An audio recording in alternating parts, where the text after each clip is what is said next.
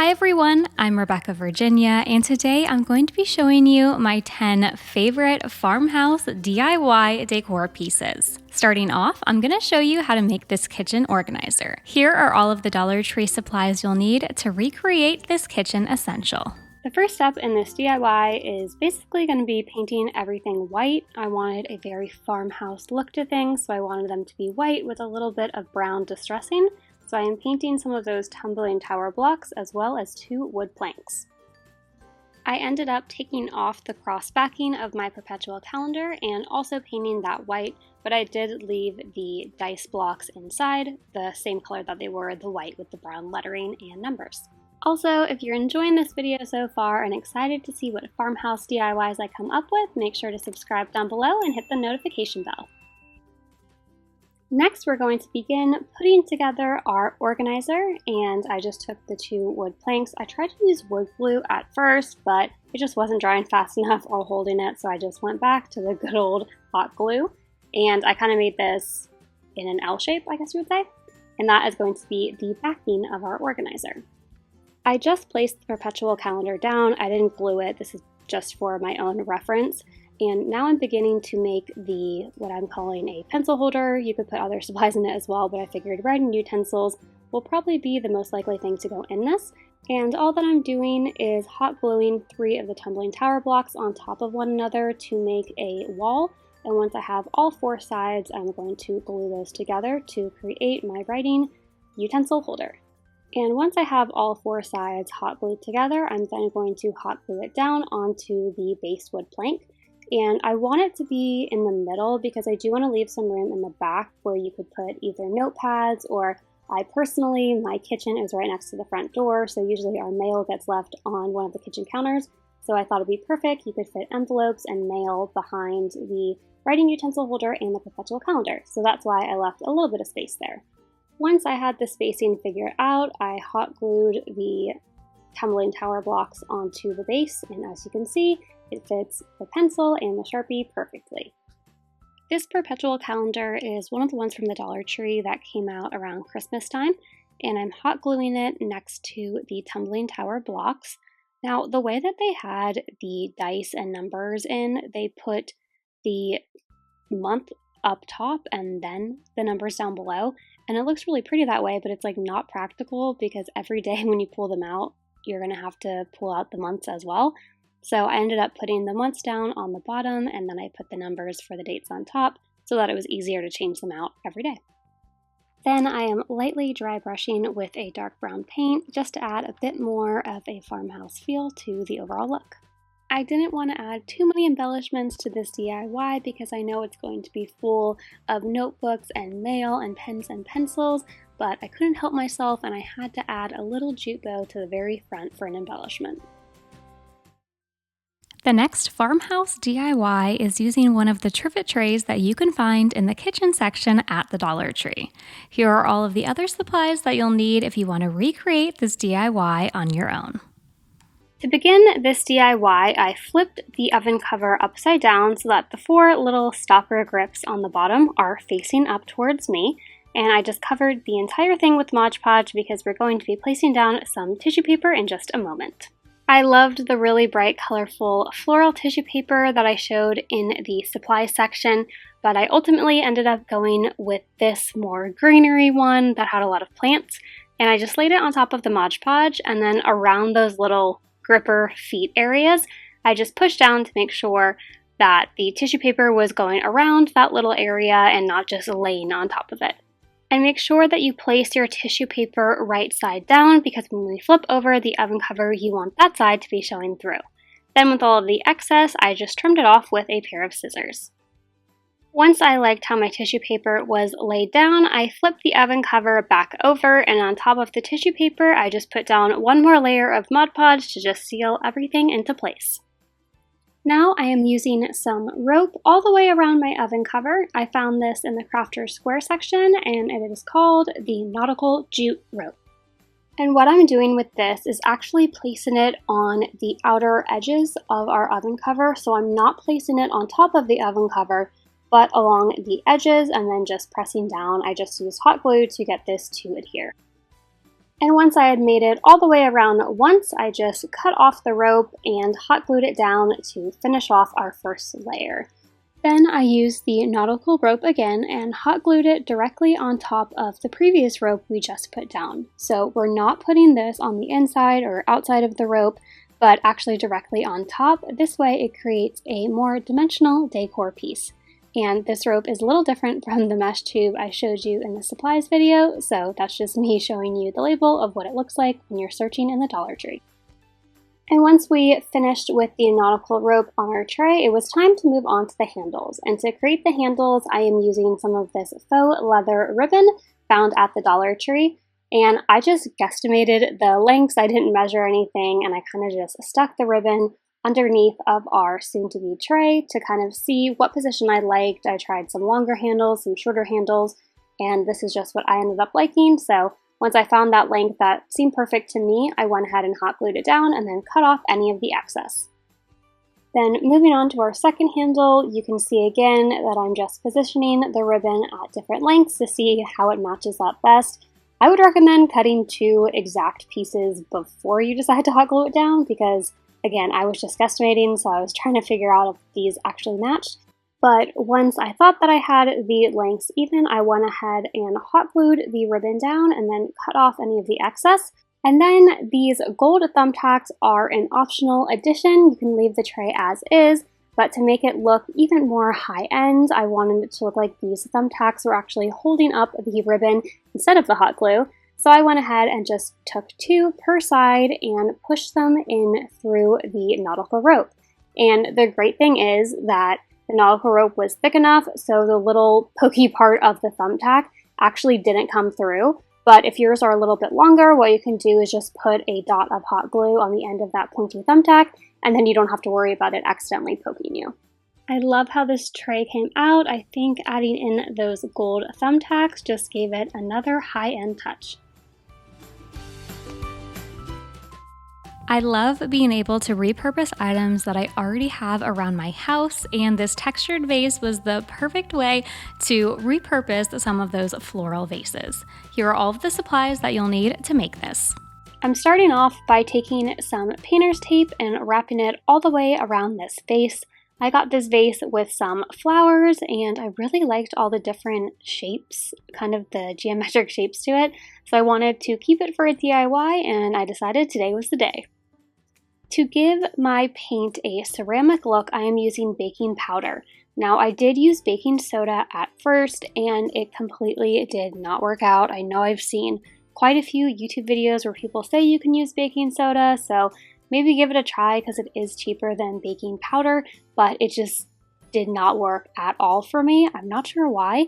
Maybe it was the paint I was using, but the baking powder ended up working perfectly, so I just sprinkled it in. I didn't measure it or anything. It's probably like a tablespoon or 2, but you basically want it to get the consistency. I thought it looked like a Wendy's vanilla frosty, if that makes sense. So it's definitely going to be thick, kind of like a milkshake. And another tip. So you can see that I'm painting this on vertically. Don't do that, and when I go in with the second coat, I am going to change it up to painting in horizontal stripes, not doing this vertical technique. And that is because I was watching a video of a YouTuber, and she does pottery, and she was doing this technique as well. I'll link her video down below because she has some really great tips on why you should use baking powder instead of baking soda when you're trying to get that ceramic faux pottery effect. And she said that potters, when they actually make their clay creations, the lines are moving horizontally, not vertically. So a dead giveaway, she said, is if you're trying to create your own faux ceramics, is by going vertically because you do see the brush strokes, and you want to make sure that those brush strokes are going horizontally, not vertically. So here is actually a much better video of what the consistency should look like. It almost looks like spackling to me, and I'm curious if you could actually use spackling or what that effect would look like. But this is the effect that the baking powder gives. And I found that the baking soda looked more like chalk paint, not like that thick ceramic that I wanted. But again, leave a comment down below if you've created the faux ceramic look with baking soda. I definitely could have maybe just not been using enough or using too much. But again, you can see that I'm moving horizontally, and you can see those brush strokes. Once all the paint had dried, I took off the painter's tape and was left with a nice clean edge. And then, instead of just doing a green at the top, I wanted to outline these really cool triangles that are in this vase. So I taped them out, and I'm going to be going in with a brown paint using the exact same technique, sprinkling in some baking powder, mixing it up, and then applying that down.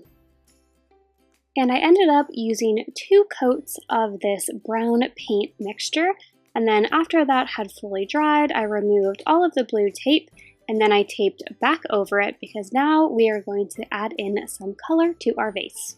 So I taped over where the brown triangles were so that that wouldn't get ruined, and then I just went in with a green paint all over and did about 2 coats. I'm not adding any baking soda to this section, I just wanted that on the lower parts, and this is just going to be plain green paint. And after all of our green paint had dried, I began to remove our blue painter's tape. But because the brown was a little bit raised, there were some areas where the green bled through. So all that I did was take a paintbrush and just kind of touch up those areas, and there were 1 or 2 triangles that I thought were pretty bad looking, so I went ahead and put down some more painter's tape and just redid the brown triangles, but I only had to do that on, I think, 1, because for the most part, the painter's tape did keep out any of the green. And after doing a few little touch-ups, our vase is complete. We have the ceramic bottom and the painted top. Let me know in the comments down below if you have ever tried this method using baking soda. Next up, I'm going to show you how to make this piece of modern decor using, yes, a tuna can. I know that it sounds like a rather unlikely DIY supply, but there is a lot that you can do with a tuna can. To start off this simple DIY, I'm taking this small glass jar that I got from the Dollar Tree in the set, and I'm painting it white with some chalk paint.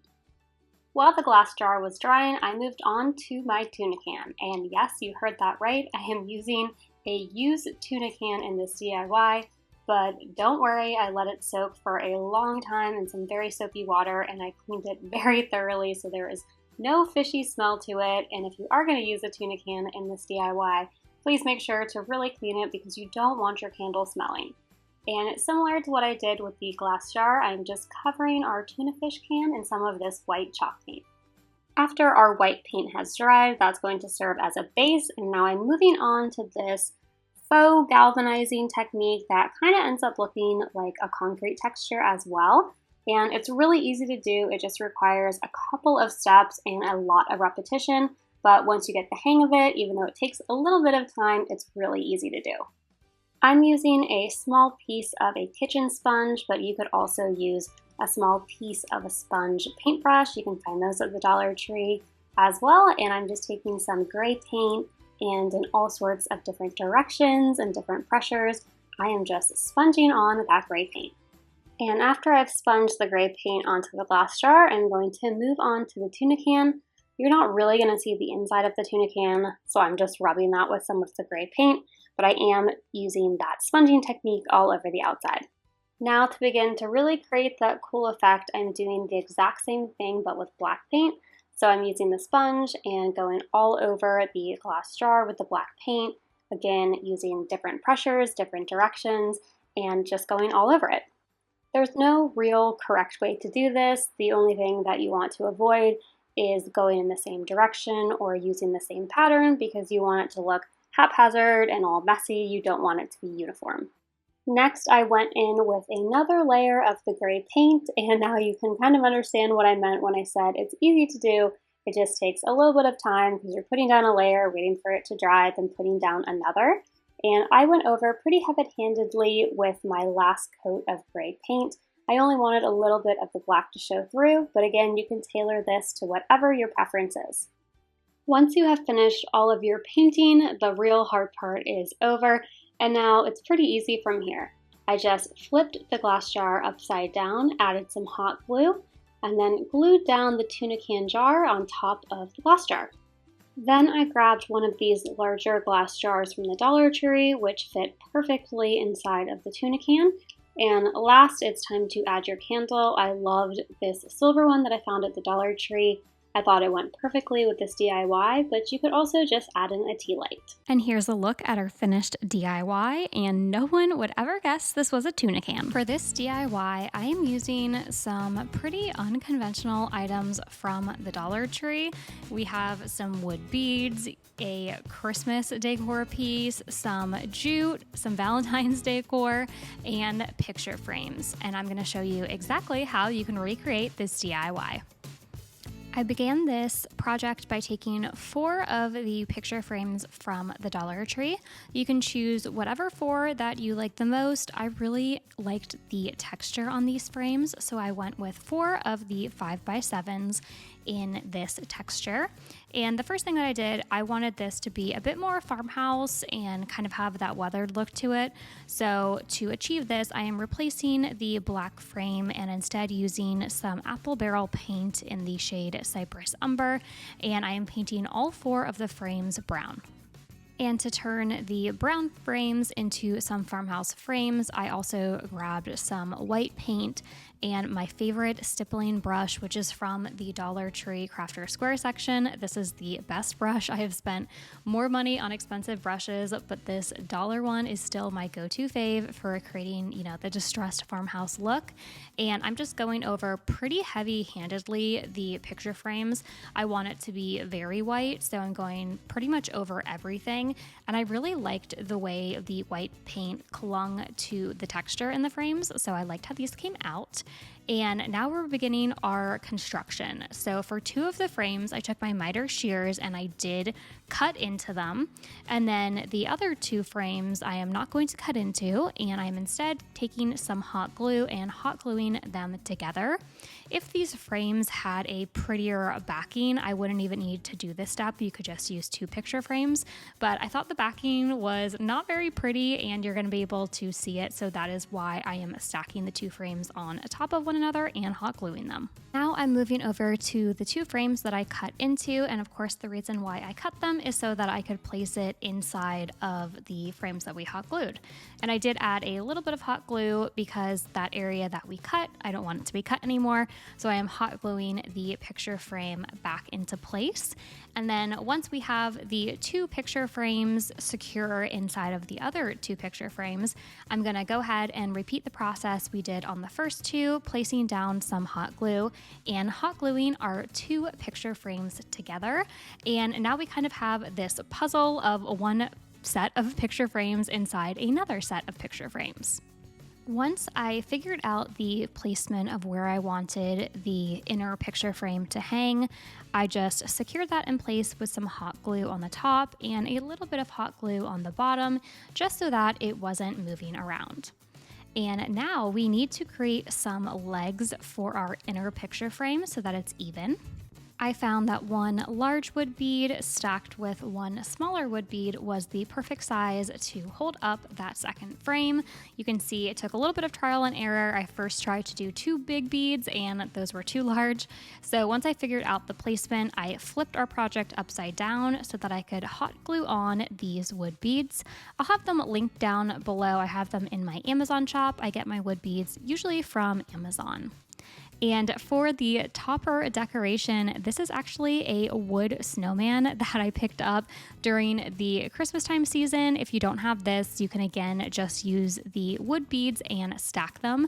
But I thought that the snowman was a perfect decor piece to kind of be the focal point on our DIY.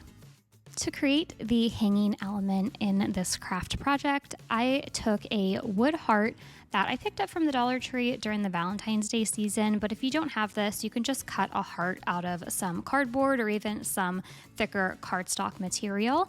And then I grabbed my trusty jute or twine that I use on a lot of projects and just wrapped and wrapped and wrapped in all sorts of different directions around this heart to create some cool texture. And then I cut off the last piece, hot glued it, and made sure to leave a tail at the center of the heart so that I could hot glue this into the frame, and it actually worked out perfectly because there was kind of an upper area of the frame that you can't see when you're looking at the project, so it hid the hot glue really well. And I just hung the heart from the center of our frame. I absolutely love how this project came out. I feel like you would never know that it was made using some wood picture frames from the Dollar Tree. I think it looks a lot more craftsman than that, if I do say so myself. And the best part is you can change out the greenery inside of the frame to fit any season. In our next project, I'm going to be showing you how to take an unlikely item from the Crafter Square section of the Dollar Tree and get some really great wood pieces from it. We're going to be making this fresh flower market window decor. To get started with this, the unlikely item is going to be the canvases from the Dollar Tree. I picked up a bunch of these when Dollar Tree was still only $1, so I got a little bit of a better deal on this one. And what I did is just rip off all of that canvas so that I am left with 4 smaller square wood frames. This is really nice wood. A lot of the times Dollar Tree uses that MDF board on a lot of their signs, but this one was legit wood, so it was really nice when you revealed the canvas off of the board to be left with some really nice wood pieces. And I just grabbed a wet paper towel and some wood stain. I like using the Antique Stain by Waverly, and I just went over all the frames so that it kind of had a little bit of this darker brown look to it. Then to create our larger window piece, I am taking hot glue to hot glue the pieces of wood together. So instead of just having 4 small wood pieces, I now have this larger kind of window frame decor piece. I forgot to hit record on my phone for this part, but I did make just a super quick burlap bow using some of the burlap ribbon that's wired from the Dollar Tree. So I did place that at the top of our frame. And then I picked up this fresh flower market sign. I picked it up in the spring at Dollar Tree, but mine currently still has not only this sign, but also some of the circular signs that talk about herbs and mint and things. Then for the flowers, I am using Sola wood flowers. I know that I used to have a coupon code with them, so I will look back through my email. I don't think it's active anymore. I'm not sure, but I will double check with that for you guys. So if I do have it, I'll place it in the description box below. But the Dollar Tree is starting to get wood flowers. It's in the usually like gardening section around the fairy gnome kind of supplies around your garden. So definitely check that out because they have some really great wood flowers. You would just need to dye them on your own. And then the smaller pieces of lavender are sprigs from a larger floral pick, which is from the Dollar Tree. Once I hot glued everything into place, the real challenge began because I could not decide where I wanted to place this. I loved the way that it looked outside in nature. I also loved it inside. So I finally settled on the screened-in porch, so I got a little bit of the outside and a little bit of the inside.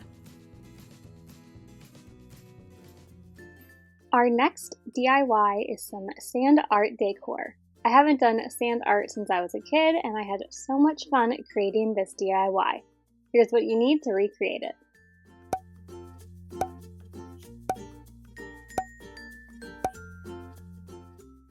The first thing that I'm doing is taking this glass jar from the Dollar Tree. I believe it's meant as a candle holder, but I'm going to be using it to hold our sand and the plant. And I took an old toilet paper roll, and I just cut it to size, and I am placing this in the center of our glass container. And you don't have to do this step, but I didn't want to waste as much sand, and so that will have us use just a little bit less sand and, have a little bit more supplies. But the sand that I'm actually using, at least in the beginning, is actually from the beach that I had taken home. And then, of course, the green sand is not from the beach, and I picked that up at the Dollar Tree. Once I had the jar filled about 3/4 of the way with sand, it's time to make our sand art. And I'm taking a bamboo skewer, and you want to make sure that the bamboo skewer is pressed all the way against the glass, and then you just start to poke down into the sand and create a little tunnel for the green sand to go down. And I just continue doing this on all 4 sides of our glass container. And you can try out different designs. It doesn't have to be the same as me. I know there's some YouTube videos out there on how to make palm trees and birds and other really fun designs in the sand, but I'm not that well versed in sand art, so I just did a few simple designs. Then to top off the art, I took the same green rocks that I used in our first and second DIY, so I guess I used them a lot in this video, and I put those along the bottom. Then I added some white rocks, and to finish it off, I put the green ones back on top. You're not going to really be able to see them because the plant that I'm about to put in is going to kind of cover it, but I didn't want it to be white at the top, so I did add in the green. And these plants are really cool. They kind of look like succulents to me, but they were in the floral section at the Dollar Tree, and I just placed those in the center of our toilet paper roll. So not only did that toilet paper roll help for making us save a little bit of our sand supply, but it also held those plants in perfectly.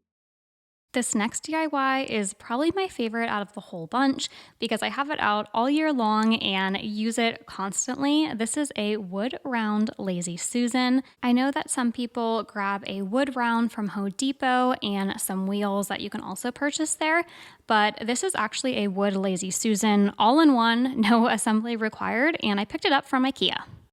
But here is where the trouble kind of came in, because this is of course a finished wood piece, and in all of Sammy's wood rounds, she is working with the unfinished wood rounds. She will sand them and then stain them, but I didn't want to sand this one, so I thought I would just try using the Waverly stain and just kind of see what would happen.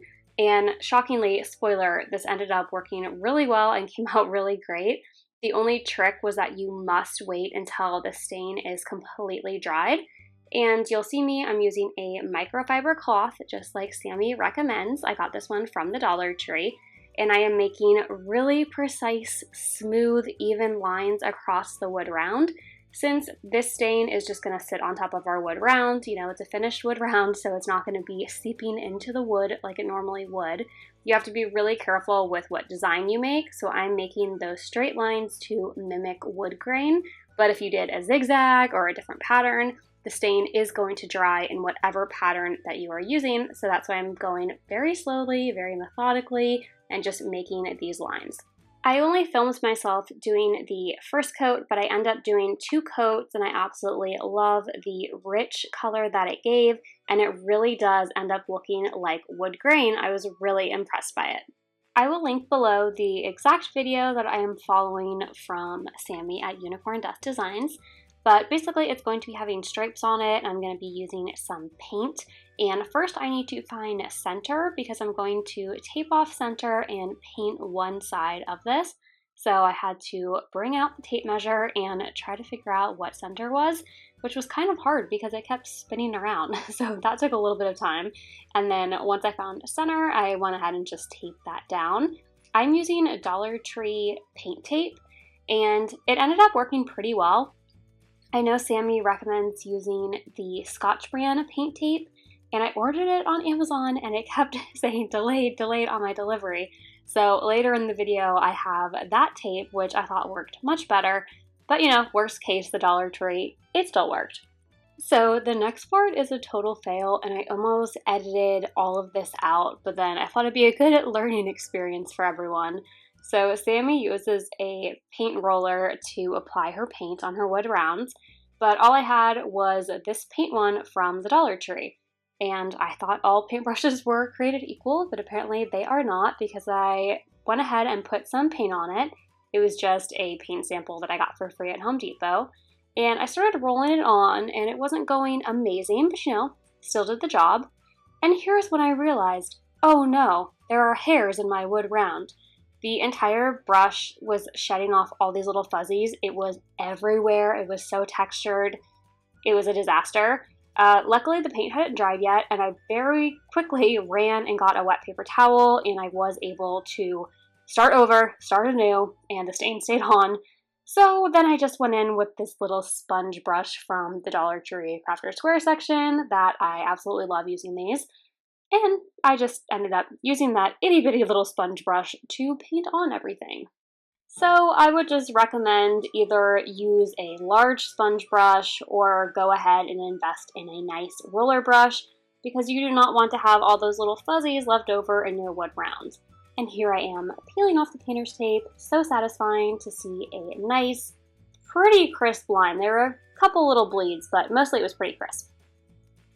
Next, I'm going to be creating the stripes on the upper half of our wood Lazy Susan, and I did finally get the good Scotch tape in. It finally came from Amazon, so that is what I am using. I'll link it down below. And what I'm doing first, I thought this was a really great tip by Sammy, and that is to lay down all your tape and basically use it as a ruler. So I'm laying it down, and then the sections that I'm going to be ending up painting, then I'm just taking off that tape and I'm gonna use it again in a second. And that just is a lot easier than having to take out the tape measure and measure, is this actually an inch and a half?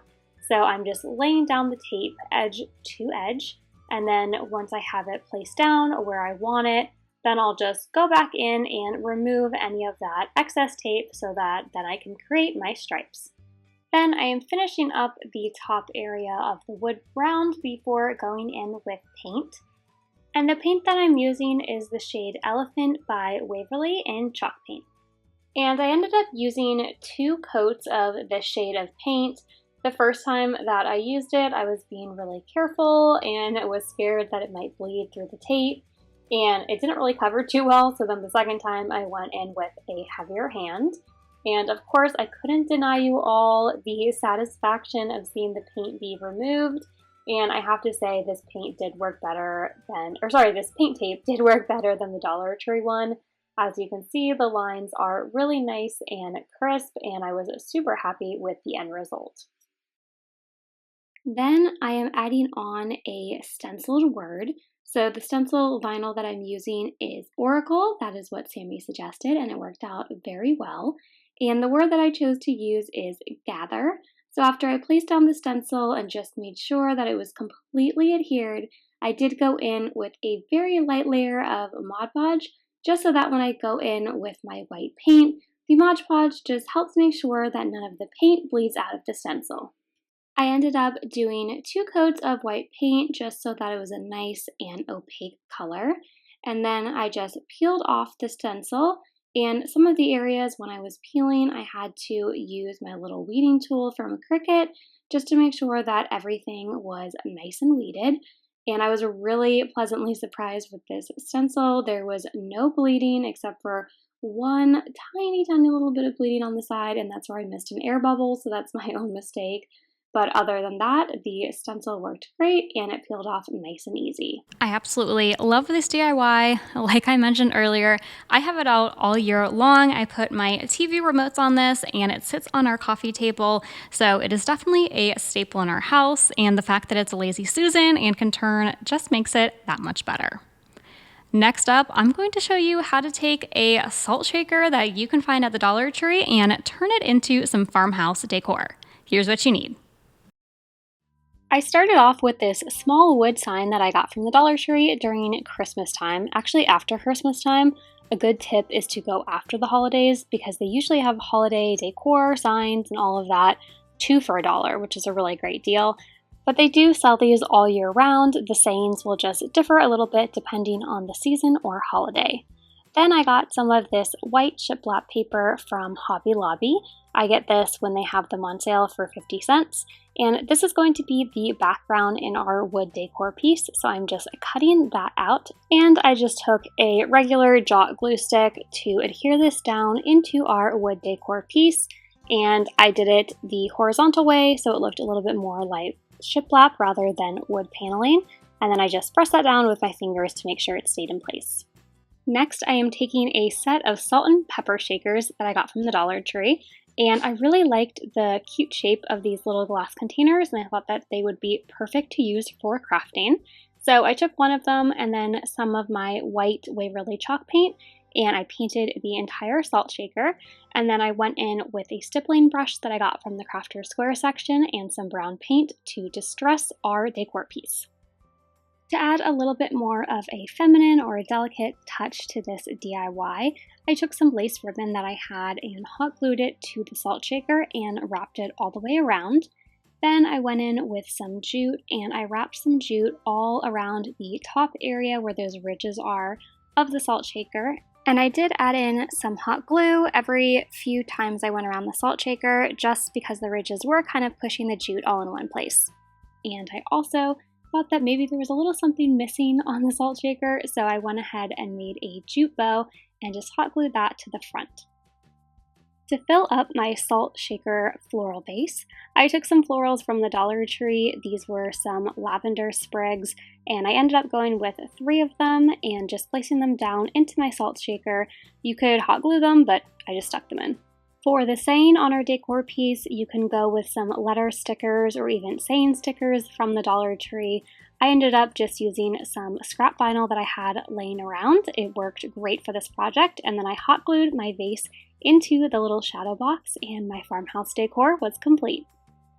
This DIY really shows you that you can use almost anything in a DIY. The last DIY is another one of my faves. I mean, they all are, but this one has a special place in my heart because I love creating florals out of burlap and denim. It's a really easy way to dress up any DIY, and it might look complex, but they're really easy to do. To start off, I am taking a sign from the Dollar Tree, and it is one of their beach signs. You'll have to let me know in the comments down below if your Dollar Tree ever got any of the beach stuff. I got this at a Dollar Tree in Virginia, but it was still like 4 hours from the beach, so I'm not sure why we got beach things. But yeah, let me know if your Dollar Tree ever did. But it doesn't really matter because we're going to be covering this sign, and since I already did the first sign using paint, I figured I would do something a little different with this one. So I'm taking some scrapbooking paper that I picked up from Hobby Lobby, and I just traced the sign out onto it, and then I'm going to be adhering this, I think it's supposed to be like a faux shiplap scrapbooking paper, and I just adhered that down with a glue stick. If you're good at drawing or sketching, then you can just go ahead and sketch out a mason jar on your sign. I'm not the greatest at drawing, so I just headed over to Google and I just put into Google mason jar image, and this is one that came up. So I printed it out in a size that I thought would fit my sign, and I am going a little bit old school. Instead of using a Cricut or any vinyl, I am doing this graphite method, and what you do is just cover the back of your image with a pencil, and you have to press pretty hard because you really want that graphite to show up on it. And then you will just place the mason jar wherever you want it to be. And with a pen or a bit of a sharp tool, something that's going to leave an impression, you are just going to trace out your image. And it's really cool because after you are done tracing out your image, when you pull back the paper mason jar, it will have a traced out version for you. To keep it rustic, I went ahead and used hot glue and jute, and I am just outlining the traced image. If you wanted something a bit more modern, you could go in with maybe some black or white paint or a marker.